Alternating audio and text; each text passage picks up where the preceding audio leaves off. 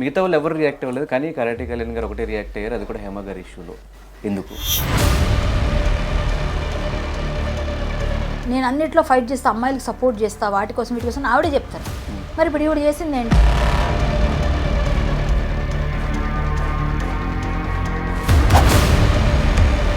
ఈ విషయంలో బాధ్యత కంటే ఏదైనా టిట్ ఫర్ టాట్ ఒకప్పుడు నన్ను అన్నారు కదా, ఈసారి ఇప్పుడు ఏం దొరికారు. మనం తప్పులు చేస్తూ మనమే రైట్ అని చూపించుకొని అవతల వాళ్ళు తప్పని, తప్పు నువ్వు చేసి అవతల వాళ్ళ మీద కూడా నిందేయాలంటే. కార్డ్ సైడ్ దొరికిపోయిన కళ్యాణి గారు ఈ టాపిక్ గురించి ఎట్లా మాట్లాడతారు? ఎదవలు ఎవరైతే మాట్లాడుతున్నారో వాళ్ళందరూ నాకేం డబ్బు ఇచ్చారు ఎవరైనా? అంటే మీ ఇద్దరు ఫైట్ ఇప్పుడుది కాదు, మా ఎలక్షన్స్ దగ్గర అదే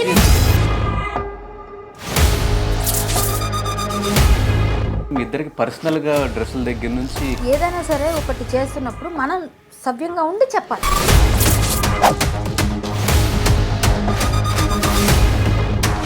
80% తెలంగాణలో రేవంత్ రెడ్డి గారు వచ్చిన కంప్లీట్గా ఎక్కడికక్కడ డ్రగ్స్ మొత్తం అంతా తీస్తారు. అదే మీటింగ్కి విష్ణు గారు కూడా వెళ్ళడం జరిగింది. అక్కడి నుంచి వచ్చిన తర్వాత మీ ప్యానెల్లో ఏమైనా డిస్కషన్స్ అయింది? ఖచ్చితంగా మీకు మా సపోర్ట్ ఉంటుందని చెప్పి విష్ణు గారి ప్యానెల్ సైడ్ ఎవరైనా కూడా అట్లా వాళ్ళు ఏం మాట్లాడాలనుకున్నా కూడా ఓకే కళ్యాణ్ గారు మీరు మాట్లాడని చెప్పి మిమ్మల్ని వదిలేస్తే మీరు అట్లా మాట్లాడేస్తారు. నేను ఎవరికి లొంగి బతికే రకం కాదు, మంది కష్టం, మన పని మనం క్లియర్గా చేస్తాం. ఎవరు రియాక్ట్ అవ్వకుండా ప్రతి ఇన్సిడెంట్ ఫస్ట్ మీరే రియాక్ట్ అవుతున్నారు. కాస్టింగ్ కౌచ్ నుంచి ఇప్పటిదాకా ఎప్పుడైనా వాళ్ళందరికీ ఏం లొసుగులు ఉన్నాయి, వాళ్ళు బయటపడతారని ఎవరు రారు. సినిమాల్లో కనిపించట్లేదు ఎందుకు? దానికి రీజన్ ఒకవేళ ఆ టైంలో మా ఎలక్షన్స్ చిరంజీవి గారికి కానీ ప్రకాష్ రాజ్ గారి ప్యానల్కి కానీ ఆపోజిట్గా నుంచోవడం అదేమన్నా రీజన్?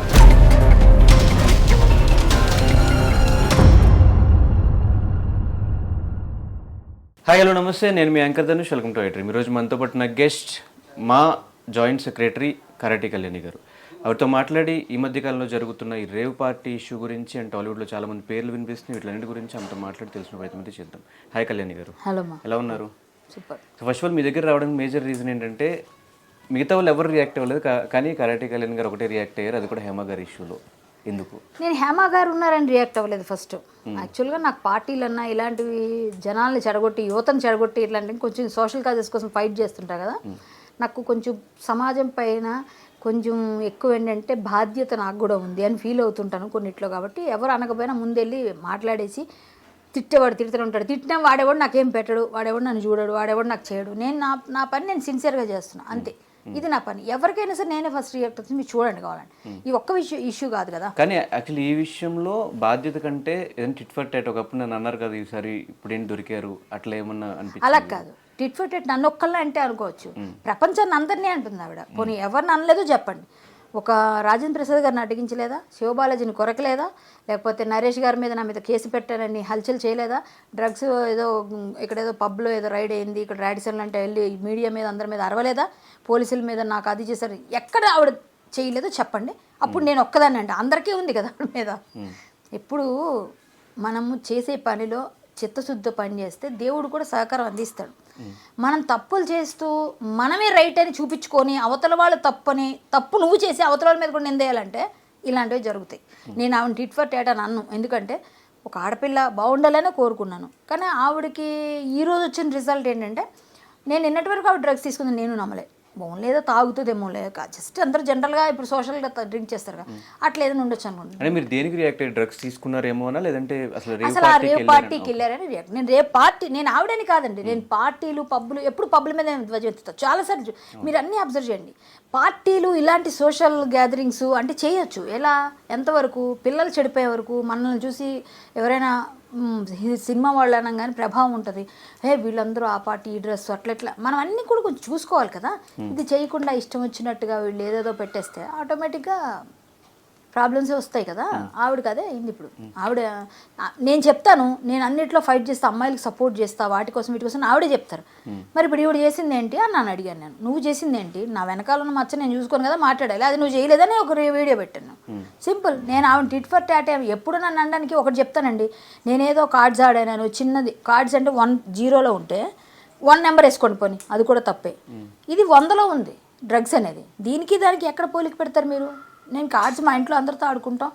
మనం ఏదైనా సరే ఒకటి చేస్తున్నప్పుడు మనం సవ్యంగా ఉండి చెప్పాలి. నేను ఆడాను, అది ఎప్పుడైతే నాకు జరిగిందో తర్వాత నేను ఎప్పుడు వెళ్ళలేదు. వెళ్ళినా అది కమెంట్స్ కూడా ఒకప్పుడు కార్డ్ సైడ్ దొరికిపోయిన కళ్యాణి గారు ఇప్పుడు ఈ టాపిక్ గురించి ఎట్లా మాట్లాడతారు? వస్తున్న ఏమండి, కార్డ్స్ ఆడితే ఇంట్లో ఆవిడ ఆడుతుంది. ఇదే హేమ బెంగళూరులో క్లబ్స్కి వెళ్ళి ఆడింది ఆమె. నేను కూడా క్లబ్స్కి వెళ్ళి ఆడేది. బెంగళూరులో ప్యాక్ ఆట ఆడడం అనేది మా ఇంట్లో మేము అందరం కలిసి ఆడుకుంటామండి. మాకు చిన్నప్పటి నుంచి మా ఊర్లో ఒక పండగ వస్తే అదే మాకు ఎంటర్టైన్మెంట్. మా అలవాటు పని తప్పే సరే, నాకు అది తప్పైనా అదే ఒప్పని నేను చెప్పట్లేదు, నేనేం అనట్లేదు. నేను తప్పు చేయలేదు అనలేదుగా. నేనే దొరికినప్పుడు కూడా నేనే లేను అక్కడ, నేనేం బొకాయించలేదుగా, నేను అబద్ధాలు ఆడలేదుగా. నేను జెన్యూన్గా నేను వెళ్ళాను, నన్ను ఇరికించారు. అది తప్పు నాదున్నా లేకపోయినా అక్కడ ఉన్నాను ఆ ప్లేస్లో, కాబట్టి నేను తప్పు చేయలేదని నమ్మరు. నేను ఆడాను అని అన్నారు. నేను ఆడినా ఆడకపోయినా నన్ను ప్యాకాట ఆడావు, ప్యాకాట ఆడడమే ఎంత తప్పు అన్నప్పుడు మరి డ్రగ్స్ అయితే ఇంకెంత తప్పు జనరల్గా. సో నేను ప్యాకాట ఆడానని క్లబ్స్కి వెళ్ళానని ఎంతైనా మా పిల్లే అని ఆవిడే మాట్లాడింది. ఇప్పుడు కూడా మా అక్కే మా పిల్లే, కానీ అక్కడికి వెళ్ళడం వల్ల ఆవిడ డ్రగ్స్ తీసుకుంటుందని నేను అనుకోను. కానీ ఇప్పుడు ఆవిడ డ్రగ్స్ తీసుకుందని కన్ఫర్మేషన్ వచ్చింది. సో ఆవిడ శిక్షార్హురాలు, అంతే సింపుల్. నేను టిట్ ఫర్ ట్యాడ్ అనక్కర్లేదండి, ఇప్పుడు అనుకున్నా పర్లేదని నాకేం లేదు. ఎందుకంటే నేను టిట్ ఫర్ ట్యాడ్ చేయాల్సినంత అవసరం ఆవిడతో నాకేం అంత ఇంటిమేసి. అంటే మీ ఇద్దరు ఫైట్ ఇప్పుడు కాదు, మా ఎలక్షన్స్ దగ్గర అదేనండి, అప్పుడే ఫైట్ ఉంటుంది, తర్వాత మళ్ళీ ఉండదు. ఎప్పుడైనా ఎలక్షన్స్ టైంలో ఫైట్ ఉంటుంది, తర్వాత ఆవిడ ఎప్పుడు కనిపించిన హలో అంటే హలో, హాయ్ అంటే హాయ్, అంతే. అంటే ఎలక్షన్స్ వరకు ఫైట్ ఉంటే పర్లేదు, మీ ఇద్దరికి పర్సనల్ గా డ్రెస్సుల దగ్గర నుంచి క్యారెక్టర్స్ దగ్గర నుంచి మీ మీద పోలీస్ స్టేషన్ లో కేసు పెట్టే వరకు అప్పుడే కదా, ఎలక్షన్ టైంలోనే. మరి తర్వాత ఎక్కడ పెట్టిందామే? అసలు పోలీసులు తీసుకోలేదుగా, ఆవిడ ఇచ్చిన కేసే తీసుకోలేదు. ఎందుకు తీసుకోలేదు? కేసులో దమ్ము లేదు కాబట్టి. పోలీసులు కేసు తీసుకుంటే నన్ను పిలాలి కదా. మాదాపూర్ వాళ్ళు ఎందుకు పిల్లలేదంటారు మరి నన్ను? ఇప్పటిదాకా పిలవకుండా ఎన్ని సంవత్సరాలు అయింది? 5 years. ఇంతవరకు పిలవరా చెప్పండి? కేసు తీసుకోలేదు ఫస్ట్ ఆఫ్ ఆల్. ఈవిడ వెళ్ళి 4 కెమెరాల ముందు హడావుడి చేసింది అంతే. అప్పుడు ఈవిడ పని అదేనండి, ఎప్పుడు అటెన్షన్ సీకింగ్, దానికోసం ఏదో చేస్తూ ఉంటుంది. అలా చేసింది. అలాంటి వాటిలో నేను కొంచెం నువ్వు నాకు చెప్పేదండి అనే టైపు నేను ఉంటా. నీ పని నువ్వు చూసుకో, నా పని నేను చేసుకోగలను అనే టైపు ఉంటాను నేను. ఏదైనా ఎవరైనా నేను కరెక్ట్గా ఉంటేనే మాట్లాడతా, లేకపోతే నేను మాట్లాడను. ఇప్పుడు నేను ప్యాకాట్ ఆడాను కదా, మాట్లాడకూడదు అంటే నేను డ్రగ్స్ తీసుకోలేదు, నేనేం చెడగొట్టలేదు, నా వల్ల సమాజం చెడిపోలేదు. ప్యాకాట్ ఆడితే నేను పోయా, నేను బ్యాడ్ అయ్యా, నా డబ్బు పోయింది, నా తల్లిదండ్రికి బ్యాడ్ నేమ్ వచ్చింది, నా బ్రదర్స్కి వచ్చింది, నా పర్సనల్ ఈగో, నా పర్సనల్ ఏమంటారు రెప్యుటేషన్ పోయింది. అంతేగాని సమాజాన్ని చెడగొట్టట్లే. ఈ డ్రగ్స్ వల్ల సమాజం చెడిపోతుంది, అది కదా ఇప్పుడు చెప్తుంది. సమాజం చెడిపోతుంది. నేను ప్యాకెట్ ఆడితే నా ఇంట్లోనే ఆడుకున్నా, లేకపోతే ఒక ఫ్రెండ్స్తో ఆడుకుంటే అది నాకే బ్యాడ్ అయింది. ఈ సమాజంలో 10 మంది 150 మందిలో వెళ్ళి నేనేం డ్రగ్స్ తీసుకోలేదు, 150 మందిలో నేనేం సమాజాన్ని చెడగొట్టే అసాంఘిక కార్యకలాపాలు చేయలేదు. అందులో ఇది కూడా ఉండొచ్చేమో, బట్ ఇది ఎక్కడో ఉంటుంది, అది ఎక్కడో ఉంది. సో నేను చెయ్యలేదు అని ఏ రోజు బుకాయించలేదా? నేను ప్యాకెట్ ఆడితే అది పెద్ద నేరం అయిపోయింది అంతే లేదే. ఓకే, అది నా పర్సనల్, అది నా పర్సనల్. నువ్వే నాకు డబ్బులు ఇవ్వవు కదా. నువ్వు ఎవడైతే మాట్లాడుతున్నావు, ఎదవలు ఎవరైతే మాట్లాడుతున్నారో వాళ్ళందరూ నాకేం డబ్బు ఇచ్చారు? ఎవడన్నా ఇవ్వలేదుగా, నేనేం తీసుకోలేదుగా, ఎవరిని బెగ్ చేయలేదుగా. నా పర్సనల్గా నేను ఆడుకున్నాను. అదొక చిన్న ఎంటర్టైన్మెంట్.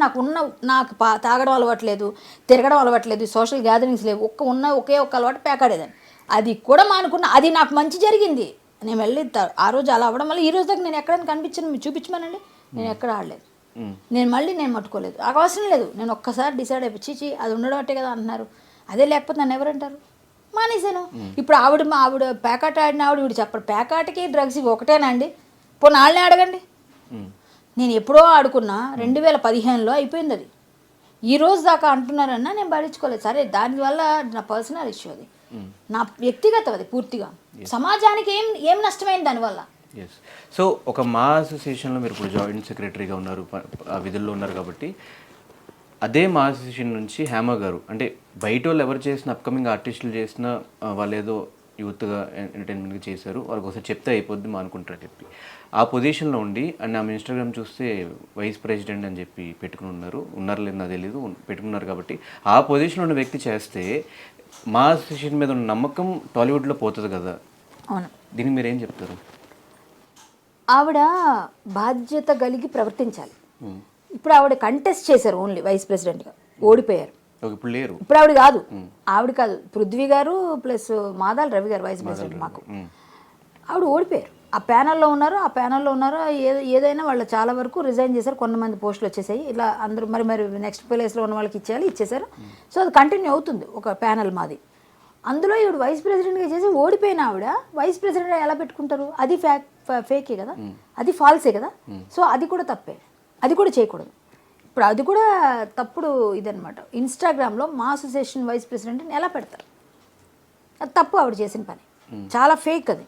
అలాగే మొన్న అక్కడ ఉండి నేను ఇక్కడ లేను, నేను మా ఇంట్లో ఉన్నాను, ఫామ్ హౌస్లో ఉన్నానని ఒక ఫాల్స్ ఫేక్ వీడియో పంపించడం, దానివల్ల ఆవిడ దొరికారు యాక్చువల్గా. అది కానీ ఆవిడ పెట్టకపోతే పోలీసులు కూడా కాముగా ఉండేవాళ్ళేమో. ఎందుకంటే ఇవిడ ఉందని తెలిసింది బయటికి, ఇవిడ లేదని చెప్తున్నాను కానీ వాళ్ళకి కూడా కోపం వస్తుంది కదా. ఇక్కడే ఉండి మాదిపులో ఉండి మీరు లేమని ఎట్లా చెప్తారో వాళ్ళు ఫోటో కూడా రిలీజ్ చేశారు. సో విషయం అంతా ఆవిడంతటా ఆవిడే గొయ్యి తీసుకొని దానిలో దూకుతాను దూకేసింది ఆవిడ. అది విషయం. అన్ని ఫాల్స్. ఇంకెవరి మీదైనా ఎలా ఉంటుంది నమ్మకం? ఆవిడ మీద ఇండస్ట్రీ అందరి మీద ఎందుకు ఉండదండి? ఉంటుంది. మా అసోసియేషన్ మీద ఏమి దీన్ని పడే మత్స్యం పడడానికి ఆవిడ నిజంగా వైస్ ప్రెసిడెంట్ అయితే పడేది కాదు కదా. ఆవిడ కానప్పుడు ఆవిడంతటా ఆవిడే పెట్టేసుకొని ఫేక్గా పెట్టుకుంటే మా అసోసియేషన్కి ఏమవుద్ది? ఒకవేళ కాకపోయినా ఒక ప్యానల్ మెంబర్ ఆపోజిట్ లో ఉన్న ఎక్కడ ఉన్నా కూడా ఒక ప్యానల్ మెంబర్గా ఆవిడ ఒక మెంబర్ అండి ఆవిడ. ఒక మెంబర్గా ఉన్నా కూడా ఇలాంటిది చేసినప్పుడు మళ్ళీ ఆవిడని రిపీట్ చేస్తే రేపొద్దున ఆవిడకి ఏదైనా పనిష్మెంట్ విష్ణు గారు వచ్చాక ఇస్తారా లేదన్నా చూడాలి. విష్ణు గారి దృష్టికి ఇక్కడ వెళ్ళిందని అనుకోవట్లేదు, ఎందుకంటే ఆయన బాగా బిజీ ఉన్నాడు. కేన్స్ ఫెస్టివల్లో ఉన్నారు, ఆయన ఫిల్మ్ ఫెస్టివల్లో ఉన్నారు. అక్కడి నుంచి వచ్చిన తర్వాత డెసిషన్ తీసుకుంటారు డిసిప్లినరీ కమిటీతో కలిపి. అంతకుమించి ఇంకేమీ నాకు తెలిసి హేమ విషయంలో ఏమవుతుంది అన్నది తెలియదు ఇంకా. అంటే ఈ హేమ విషయం కాదు, ఈ ఇన్సిడెంట్ మీద ఏమన్నా మాలో డిస్కషన్స్ కానీ అయినాయి? ఇంకా ఇప్పటిదాకా కాలేదు. ఆయన ఉంటే అయ్యేవి. ఆయన ఉంటే మా అందరికీ మీటింగ్ కాల్ఫర్ చేసేవారు, జూమ్ అన్నా లేకపోతే డైరెక్ట్గా అన్నా మేమందరం వెళ్ళేవాళ్ళం. బట్ ఆయన లేడు కదా. ఆయన వచ్చిన తర్వాత స్టార్ట్ అవుతుంది. ఆయన వచ్చేస్తారు ఇంకో 3-4 డేస్లో మేబీ వచ్చేస్తారు. ఈ మంత్ ఎండ్కి వస్తారని నాకు కూడా వచ్చిన ఇన్ఫర్మేషన్. ఆల్రెడీ వచ్చేసింది ఎండ్కి వస్తారు. వచ్చిన వెంటనే స్టార్ట్ చేస్తారు, ఏదైనా మీటింగ్ పెడతారు, దానిపైన డిసిప్లినరీ కమిటీ ఏం యాక్షన్ తీసుకుంటారు. అది ఏ విధమైన యాక్షన్ ఉంటుందా, తీవ్రంగా ఉంటుందా, పార్షికంగా ఉంటుందో తెలియదు. అంటే 80% తెలంగాణలో రేవంత్ రెడ్డి గారు వచ్చిన తర్వాత కంప్లీట్గా ఎక్కడికక్కడ డ్రగ్స్ నార్కోటిక్స్ మొత్తం అంతా తీస్తారు. అదే మీటింగ్కి విష్ణు గారు కూడా వెళ్ళడం జరిగింది. అక్కడి నుంచి వచ్చిన తర్వాత మీ ప్యానెల్ ఏమైనా డిస్కషన్స్ అయినాయి గురించి? అంటే అక్కడ నుంచి ఆయన ముందు మన డిప్యూటీ సీఎంని కలిశారు, అలాగే సినిమాటోగ్రఫీ మినిస్టర్ కలిసి మేము మా వైపు నుంచి ఏం చేయమంటే చేస్తాం, సిద్ధం, మేము రెడీగా ఉన్నాం, మేము అలాంటి వాటిని ఎంకరేజ్ చేయం, వ్యతిరేకిస్తాం, ఖచ్చితంగా మీకు మా సపోర్ట్ ఉంటుందని చెప్పారు. వెళ్ళి అండ్ మీకు వచ్చిన ఇన్ఫర్మేషన్ ఏంటి నిన్న జరిగిన ఇన్సిడెంట్ రేవ్ పార్టీ మీద? వీళ్ళు వెళ్ళారన్నదే వచ్చింది అందరూ. ఎందుకండి వాళ్ళ ఆవిడ లేనంటున్నారు కదా, ఆవిడ సెల్ ఫోన్ టవర్ ఆ రోజు తీసుంటే అయిపోయేది, దొరికేస్తుంది ఎక్కడున్నారు అని లొకేషన్. సో అది చేయలేదు మన వాళ్ళు. చేసి ఉంటారుగా, అంటే ఇక్కడ వాళ్ళు ఎందుకు, అక్కడ కదా ఆవిడ ఉంది, కన్ఫర్మేషన్ ఉంది కదా వాళ్ళకి, ఎందుకు ఇంకా ట్రేస్ చేయాల్సిన అవసరం? ఇక్కడ వాళ్ళకి కన్ఫర్మేషన్ కావాలంటే వీళ్ళు చేసుకోవాల్సి. ఇక్కడ మనం ఎవరు చేయగలం? పోలీస్ తప్ప. పోలీస్కి అవసరం లేదు కదా, వాళ్ళు పంపిస్తారు అవసరం అయితే. సో ఇదంతా అవడం వల్ల ఇన్ఫర్మేషన్ వెళ్ళారు, అందరితో పాటు ఈవిడ ఉన్నారు అని తెలిసింది. ఇంకెవరున్నారు ఏంటని తెలియదు మనకి. ఈవిడ వెళ్ళడం నాకే నచ్చలేదు, ఎందుకంటే ఈ పార్టీలు అంటేనే నాకు చిరాకు, మామూలుగా కోపం వస్తుంది. ఇందులో ఈవిడ ఉన్నానని నాకు, అందుకే నేను రిలీజ్ చేశాను వీడియో. రేవ్ పార్టీ అంటే ఏంటి? రేవ్ పార్టీలు అంటే ఆల్మోస్ట్ వాళ్ళు అంటే మ్యాక్సిమం నాకే తెలీదు, విన్నదే, నేను ఎప్పుడు వెళ్ళలేదు, నాకు పార్టీల గురించి తెలియదు యాక్చువల్. నేను ఎప్పుడు వెళ్ళను ఇక్కడ, నాకు సోషల్ గ్యాదరింగ్స్ అవన్నీ ఉండవు. నేనంతా మనదంతా మాకు చిన్నప్పటి నుంచి వీటి అవగాహన లేదు. 24 సంవత్సరాల ఇండస్ట్రీకి వచ్చి నేను ఏ రోజు కూడా ఏ పార్టీలో కనబడను, ఇంత మందు కూడా ఇప్పటిదాకా నేను టచ్ చేయలేదు. నాకు తెలియదు, నాకు ఇష్టం ఉండదు. అంటే ఇష్టం ఉంటే ఏదైనా చేయొచ్చు, ఎవరన్నా ఇష్టం లేదు మనల్ని ఎవరు బాలంతా తీసుకెళ్ళి తాగిపిస్తారా, మనకి ఇష్టం ఉండదు. సో నాకు పార్టీ గురించి తెలియదు, కానీ అసాంఘిక కార్యకలాపాలు అన్నీ జరుగుతాయి ఆ పార్టీలను మాత్రం తెలుసు. అంటే ఇంకా దానికి విమర్శక్కర్లేదు కదా, ఇంకా అన్నీ జరుగుతాయి. సో అన్నీ జరిగే పార్టీ అది, వాళ్ళకి నచ్చింది వాళ్ళు వెళ్తున్నారు. నేను పొద్దున్న హేమ గారు రెస్పాండ్ అవుతా, నేను ఏ తప్పు చేయలేదు, నేను అందరికీ ఒకేసారి సమాధానం చెప్తా, అందరితో ఒకేసారి మాట్లాడతా, నన్ను ఇప్పుడు ఏం అడగండి, వాళ్ళు తీస్తున్నారు కదేవో, తీసిన తర్వాత నేను మాట్లాడతా అని చెప్పారు. ఎందుకు అంత ధైర్యంగా ఉన్నారంటే మీరేం చెప్తారు? పాపం ఏమో నాకు తెలియదండి. నాకు తెలిసినంత వరకు ఆవిడ అమాయకత్వం, అంతే. ఆవిడ అమాయకత్వం. పోలీసులు ఇప్పుడు పోలీసులు బయట పెట్టారు కదా, బెంగళూరు పోలీసులు ఆవిడ పేరు పెట్టారు కదా, ఆవిడ తప్పు చేయకుండా ఆవిడ పేరు ఎందుకు వస్తుంది? ఆవిడ డ్రగ్స్ తీసుకోకుండా లేని డ్రగ్స్ తీసుకుందని రాయరు కదండి. అది బ్లడ్ శాంపిల్ కదా, బ్లడ్లో ఉంటుంది కదా, బ్లడ్ నీదే కదా, వేరే వాళ్ళది కాదు కదా. పేరు కూడా మార్చేశారు, కృష్ణవేణి అని పేరుతో వెళ్ళారు ఆవిడ. ఆవిడ పేరు హేమ అని అందరికీ తెలుసు, ఇండస్ట్రీకి ఫేమస్ పేరు కాబట్టి ఆవిడ ఒరిజినల్ పేరు కృష్ణవేణి. ఆవిడ ఒరిజినల్ పేరు కృష్ణవేణి. సో ఆ కృష్ణవేణి పేరుతో వెళ్ళారు ఆవిడ, ఎందుకంటే ఎవరికి గుర్తుపట్టరని. అదే వాళ్ళు కన్ఫ్యూజ్ అయ్యారు, హేమ ఎవరు కృష్ణవేణి, అక్కడ ఉన్న వాళ్ళు ఎవరో హేమ ఉన్నారని. ఎలాగో లీక్ అవుతాయండి, లీక్స్ వచ్చేస్తాయి. సో అలా వచ్చేయడంతో నేను కాదు అది ఇది అని చెప్పేసి చెప్పారు. ఆ తర్వాత కృష్ణవేణి పేరు ఈవిడే కన్ఫర్మేషన్ వచ్చినాక ఇప్పుడు అది కూడా ఒక మిస్లీడ్ చేశారు. అంటే ఒరిజినల్ పేరు అదే కాబట్టి ఆవిడకి ఆధార్లో అట్లా అదే ఉందేమో, మేబీ అదే ఉండొచ్చేమో కూడా, నాకు తెలీదు. అలా దొరికారు ఇప్పుడు. అండ్ మీకు తెలిసిన వాళ్ళు ఇంకెవరు ఉన్నారు లోపల? అంటే చాలా మంది ఆర్టిస్టులు 86 మెంబర్స్ ఏమో దొరికారు అని చెప్పి అందరూ మోడల్స్, టెక్కీలు, వాళ్ళు వీళ్ళు ఉన్నారంట. నాకెవరూ తెలియదు, అదే కదని చెప్తాను. నేను మీలాగా టీవీల్లో చూసి ఎవరెవరు ఉన్నారా అని చూసుకున్నదే, నాకు తెలియదు అసలు ఎవరి గురించి. ఈవిడ పేరే వినిపించింది ప్రముఖంగా, మిగిలిన హీరోల పేరు వస్తే జానీ మాస్టర్ వాళ్ళు కాదని చెప్పేశారు. అండ్ కొంతమంది ఆర్టిస్టులు ఒక 24, 25, 23 ఇయర్స్ అమ్మాయిలు చిన్న చిన్న సినిమాల్లో చేసుకున్న వాళ్ళు, అట్లా షార్ట్ ఫిల్మ్స్ చేసుకున్న వాళ్ళు, కొంతమంది బయటకు వచ్చి కూడా మేము జస్ట్ పార్టీకి వెళ్ళాము, మమ్మల్ని ఇన్వైట్ చేశారు బర్త్డే పార్టీ అని చెప్పి తీసుకెళ్లారు అని చెప్పారు. అంటే తెలిసి వెళ్తున్నారా, తెలియకుండా వెళ్తున్నారా, లేకపోతే వీళ్ళందరినీ ఎవరైనా తీసుకెళ్తున్నారా? తెలీదండి, అది నాకు తెలియని విషయం. బట్ ఎవరైనా ఉన్నారేమో మీరు అంటే నాకు ఇప్పుడు అదే డౌట్ వస్తుంది. బట్ ఏంటంటే ఈ చిన్న చిన్న పిల్లలందరినీ ఆకర్షిస్తారండి. వీళ్ళకి సోషల్ మీడియాలో ఏదో 4 వీడియోల్లో రీల్స్లో పాపులర్ అవగానే సినిమాలో కనిపించాలను, అక్కడ ఉండాలని, ఇక్కడ ఉండాలని, ఎక్కడో పబ్బుల్లో పార్టీల్లో పరిచయాలు ఉంటే జనాలు పరిచయం అవుతారని, అక్కడికి అందరూ వస్తారని ఇట్లా వెళ్ళిపోయి అడిక్ట్ అయిపోయి ఇలా పబ్బులకి వాటికి వెళ్ళి వాళ్ళతో వీళ్ళతో పరిచయాల కోసం వెళ్ళి వీళ్ళు బలైపోతున్నారు. పిల్లలు, ఆడపిల్లలు కానీ మగ పిల్లలు కానీ, వాళ్ళకున్న ఆ ప్యాషనే వాళ్ళని బలి తీసుకుంటున్నారు. అది కొంచెం బ్యాలెన్స్డ్గా ఏది కరెక్ట్ అని చూసుకొని చేసుకుంటే బెటర్. ఇలా వెళ్ళి ఇలాంటివి ఇరుక్కుంటే లైఫ్లు రూయిన్ అయిపోతుంది. తర్వాత అలవాటు అయిపోయి ఇంకా ఎలాగో మనం బ్యాడ్ నేమ్ వచ్చిందని డిప్రెషన్లోకి వెళ్ళి ఇంకా ఎక్కువ అయిపోతుంది వీళ్ళ పని. సో తల్లిదండ్రులు బాధపడతారుగా. ఇది ఎలాంటివి కొంచెం సినిమా ఇండస్ట్రీకి రావాలంటే ఈ తాగుడులు, ఈ పబ్బులు, ఈ సోషల్ గ్యాదరింగ్స్కి వెళ్తేనే కరెక్ట్ అని నేను అన్నాను. మేము వచ్చినప్పటి నుంచి ఇప్పటిదాకా అప్పుడు ఇప్పుడు 24 ఇయర్స్గా పబ్బుల్లో పార్టీల్లో వెళ్ళి చేస్తేనే ఇండస్ట్రీలో పేరు రాలేదు. టాలెంట్ ఉంటే నేను ఎవరు ఆపలేరు, ఇది ఒకటే చెప్పాలి. అది నీకు నిజంగా రాసి పెట్టు, నువ్వు ఎక్కడున్నా వస్తావు ఇండస్ట్రీకి. వచ్చావా, నీ పని నీకు నిజంగా ఇక్కడ ఇది ఉందో చేసుకోవాలి అంతే. కానీ నేను అబ్జర్వ్ చేసిన ఇన్ఫ్లుయెన్స్ చేసే వాళ్ళు ఎక్కువ ఉంటారు పక్క నుంచి, ఇట్లా వెళ్తే డబ్బులు వస్తాయి, ఇట్లా అదేనండి, అదే నమ్మకూడదు అంటున్నా. ఇన్ఫ్లుయెన్స్ చేసే వాళ్ళని ఇప్పుడు మన పక్క నుండి మన గోతులు తవ్వుతున్న వాళ్ళు ఎవరో మనం తెలుసుకోగలిగితే మనం రీచ్ అవుతాం మన గోలు. లేదు అని వాళ్ళ దానిలోకి మనం లాగబడిపోయాం అనుకోండి, మనం కథమైపోద్ది అక్కడితో మన కెరీర్. సో అదే మనం బ్యాలెన్స్ చేసుకోవాలి, అదే కదా తెలియాల్సింది. ఇప్పుడు బాగుపడేవాడికి ఎప్పుడు ఎవరు చెడపలేరండి, చెడిపోవాలనుకున్న వాడికి ఎవరు బాగుపెట్టలేరు. కాబట్టి మనం ఏదైనా మన చేతిలో ఉంది. అన్నీ మనం తల్లిదండ్రులు మనం పెంచారు, పెద్ద చేస్తున్నారు, చదివిస్తున్నారు, డబ్బులు బట్టలు అన్నీ ఇస్తున్నారు. వాళ్ళని బాధ పెట్టే పని నువ్వు చేయకూడదని నీకు బుద్ధి నీకు ఉండాలి. వాళ్ళు నాకు ఇచ్చారు, నేను వాళ్ళు నిలబడాలి, వాళ్ళకి గర్వంగా చెప్పుకో. ఇప్పుడు పార్టీలో దొరికిందండి, డ్రగ్స్ తీసుకుందండి మీ అమ్మాయి అంటే వాళ్ళు బాగుంటుందా? అబ్బాయి తీసుకున్నాడంటే బాగుంటుంది తల్లిదండ్రులకి? అయ్యో ఇదేరా నేను పంపకోని వాళ్ళు బాధపడతారా? అది నువ్వు ఇవ్వకూడదు. వీలైతే నా కొడుకు చాలా మంచి పొజిషన్కి వచ్చాడు, నా కూతురు మంచి, అది ఇవ్వు. అది నువ్వు ఇవ్వాల్సి, నువ్వు రుణం తెచ్చుకుంటే. ఇలాంటివి కాదు, ఎవడో చెప్తాడు కోన్కిస్గా గొట్టంగాడు, అందరూ చెప్తాడు ఆడికి ఏదో మందు పోయించాలి కాబట్టి నీ దగ్గర డబ్బు ఉంటే రా మనం వెళ్దాం, మన ఇజ్జేద్దాం సూపర్ ఉంటుందని ఆడి నీకు గిలుతాడు. ఎందుకంటే ఆడికి డబ్బులు నువ్వు పెడతావు కాబట్టి. నువ్వు ఆ డబ్బులు నువ్వు పెట్టడం కలవు అన్నప్పుడు వరకు ఇంత మాట్లాడు బాగానే, నువ్వు ఏ రోజు పెట్టలేవు ఆ రోజు నేను పే అంటాడు వాడు. అది తెలుసుకుని సైంగిలా ఎడిక్ట్ అయిపోతాడు. సో మనలో ఉందమ్మా, మనల్ని ఎవ్వరూ పాడు చేయలేరు. మనం గట్టిగా ఉంటే మన విల్ పవరే. మనం గట్టిగా లేవనుకో, నాకు తెలియని పార్టీలు ఉన్నాయా, నాకు తెలియని ఇండస్ట్రీలో ఎక్కడైనా ఏమైనా ఫంక్షన్స్ ఉంటాయా, ఎందుకు మరి మేము ఏమి నేర్చుకోకుండా వచ్చాం? మరి మనలో ఉండాలి కదా విల్ పవర్, గట్టిగా ఉండాలి. నేను నిన్నటి వరకు కూడా మీరు ఎక్కడున్నారు ఏంటో అసలు జనాలు కూడా మర్చిపోయారు. అసలు కళ్యాణ్ గారు ఏమైపోయారు, సినిమాలు చేయట్లేదు, ఎక్కడ కనిపించట్లేదు. ఎవరు చెప్పారండి? ప్రతి నెల మీకు లాస్ట్ మంత్ చూపించినా ఈ మంత్ చూపించినా ప్రతి నెల మీరున్నారు. అసలు నన్ను గుర్తుపెట్టుకోలేదు మీరు. ఒకటి చెప్తా, సోషల్ మీడియాలో నేను కనబడినట్టుగా ఎవరు కనబడరు. సోషల్ మీడియాలో చెప్పట్లేదు, సినిమాల వైజ్ కానీ బయట అట్లా. ఓకే అదా ఓకే. సోషల్ మీడియాలో నేను హల్చల్ చేయకపోయినా జనాలు చేపిస్తుంటారు, నేనేం చెప్పినా అదే మరి మర్చిపోయారు అనగా మీరు ఏం మాట్లాడినా కూడా అది వైరల్ అయిపోతుంది. అదే కదా, నేను ఏదైనా ఉన్నది అన్నట్టు మాట్లాడతా, ఏ రోజుకి ఆ రోజు వస్తాను. నేను సినిమాల్లో కనిపించట్లేదు ఎందుకు? దానికి రీజన్ ఒకవేళ ఆ టైంలో మా ఎలక్షన్స్ చిరంజీవి గారికి కానీ ప్రకాష్ రాజ్ గారి ప్యానల్కి కానీ ఆపోజిట్గా నుంచోవడం అదేమన్నా రీజనా? ఏమోనండి నాకు తెలీదు. మరి విష్ణు మంచు గారు ఇవ్వచ్చు కదా, కొన్ని వాళ్ళు ఇవ్వలేదు, వాళ్ళే సినిమాలు చేస్తారు. కంపారిటివ్లీ అటు సైడ్ హీరోస్ ఎక్కువ ఉన్నారు కదా.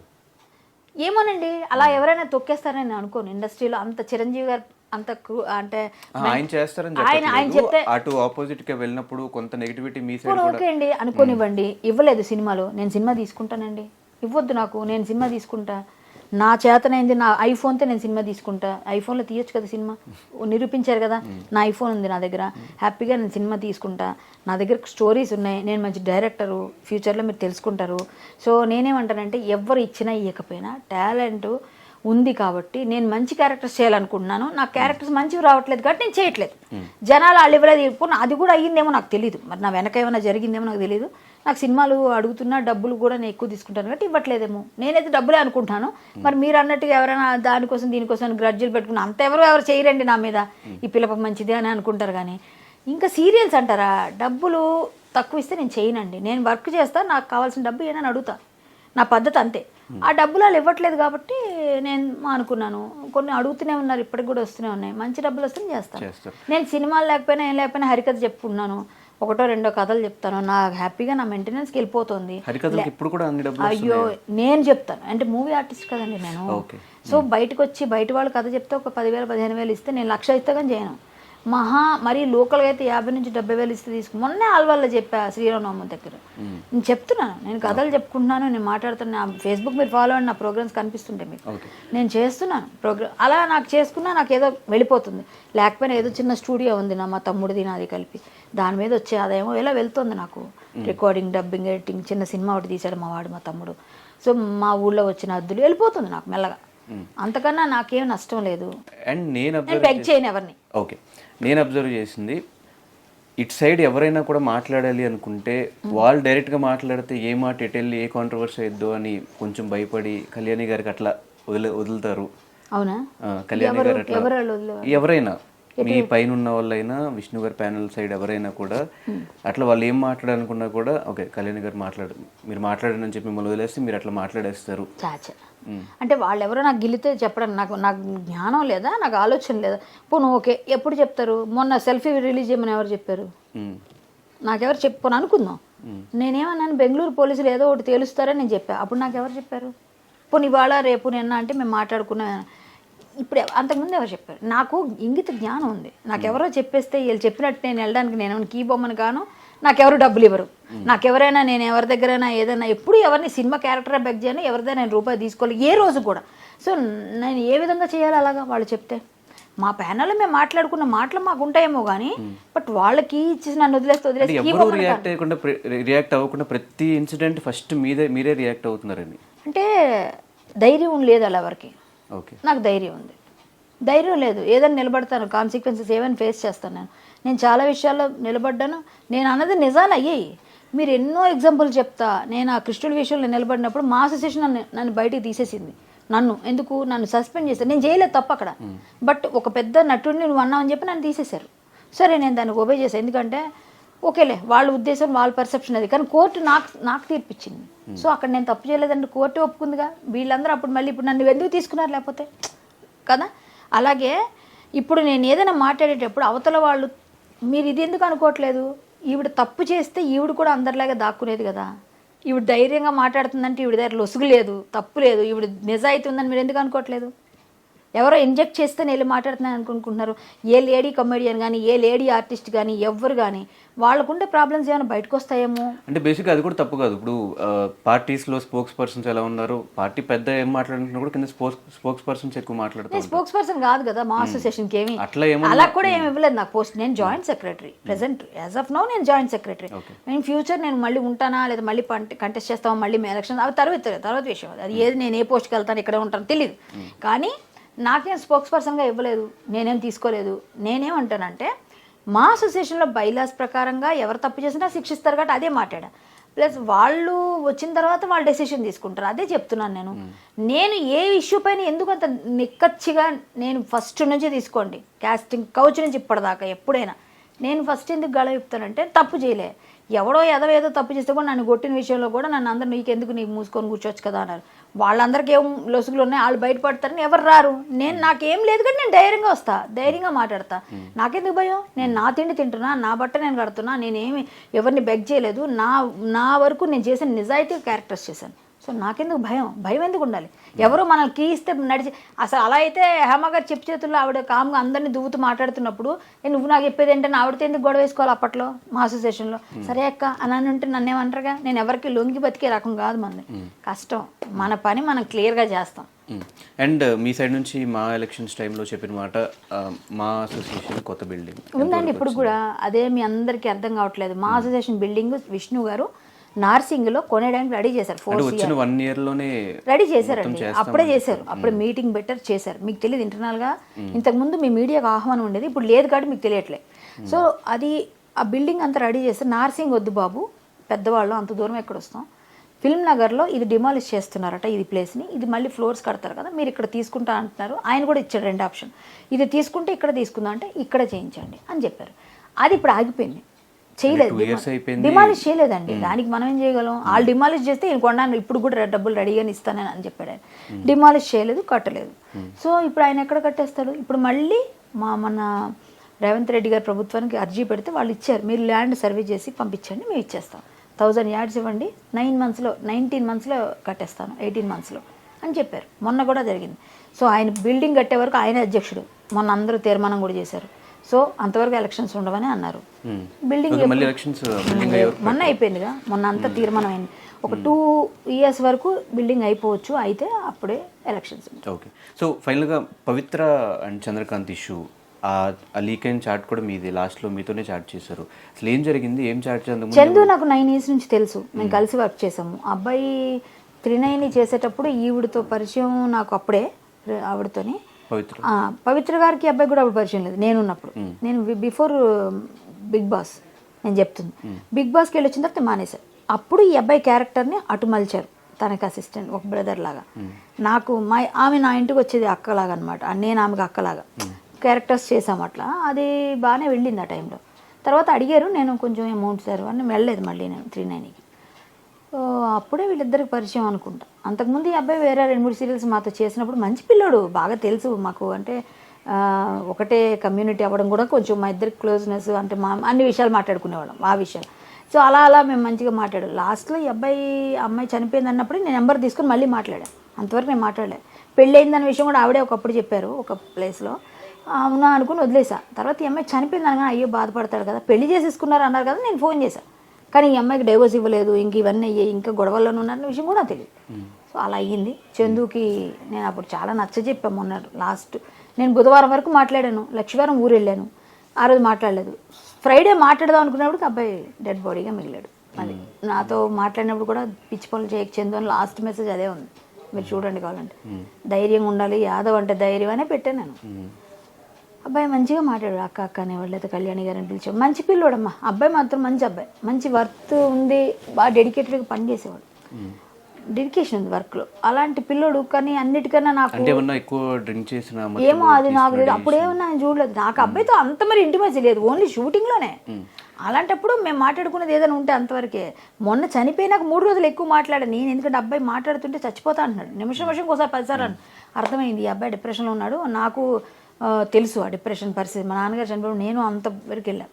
మళ్ళీ నన్ను తమాయించుకొని వచ్చి మా ఫాదర్ లేనప్పుడు నేను మా ఫాదర్కి బాగా ఇదనమాట, నేను పెట్టిన ఇంకా నాకు శూన్యం అయిపోయింది. నేను వెళ్ళిపోయి వచ్చాను ఈ డిప్రెషన్ నుంచి. మనమే రావాలి బయటికి, ఎవరు చెప్పినా రాదు, అది మనం ఓవర్కమ్ చేయాలి. ఏదైనా వర్క్ పెట్టుకో, ఏదైనా చేసుకో, మళ్ళీ నీకు దేవుడు మంచి చేస్తాడని ఇట్లా అబ్బాయికి చాలా రకాలుగా చెప్పి చూశాను నేను. కానీ అబ్బాయి అలాగేనండి అన్నాడు, అన్నీ మాట్లాడాడు, ఏమో చెప్పాడు.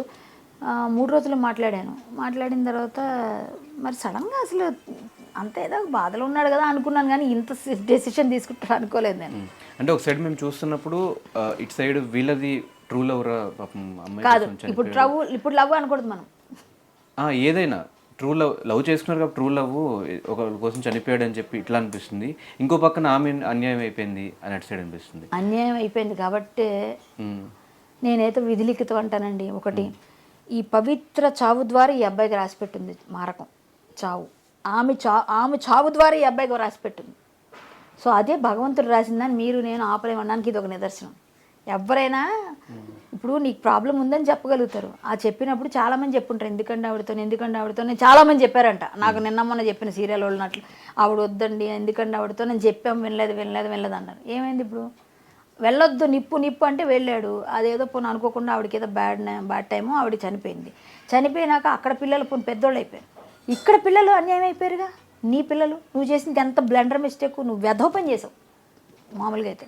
ఆ పిల్లల లైఫ్ని తీసేసావుగా. ఇప్పుడు ఆవిడ వెళ్ళిపోయింది పోను, వెళ్ళిపోయిన తర్వాత నువ్వు సమాయించుకొని సరే చేసిన పాపము ఏదో అయిపోయింది, నా లైఫ్ పోయింది, ఇప్పుడైనా ఈవిడ జాగ్రత్త చూసుకుందాం, పిల్లల్ని చూసుకుందాం అని ఉండాలి కదా.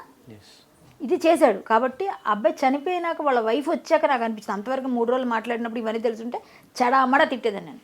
నాకు తెలియదు, తెలుసుంటే నేను ఇంకా గట్టిగా తిట్టేద్దును. అబ్బాయి కూడా ఆ చనువు ఉంది కాబట్టి ఏమీ తెలియదు. కానీ నాకు తెలియదు, ఆ తర్వాత బయటకు వచ్చిన విషయం, ఆ వైఫ్ వచ్చి మాట్లాడడం, వాళ్ళ అమ్మ నాన్న చెప్పడం, అప్పుడు తెలిసింది. ఆల్మోస్ట్ అలా అయిపోయిందండి డివోర్స్ అన్నాడు. అయిపోయింది డివోర్స్ అని అడిగాను. పెళ్ళికి పిలిచాడు నన్ను, పిల్లలని చెప్పాడు, నీ పిల్లలు పెళ్ళికి వస్తాలని కామెడీ చేశాను, చనిపోయాడు. Thank you so much Kalyani garu. Okay, thank you.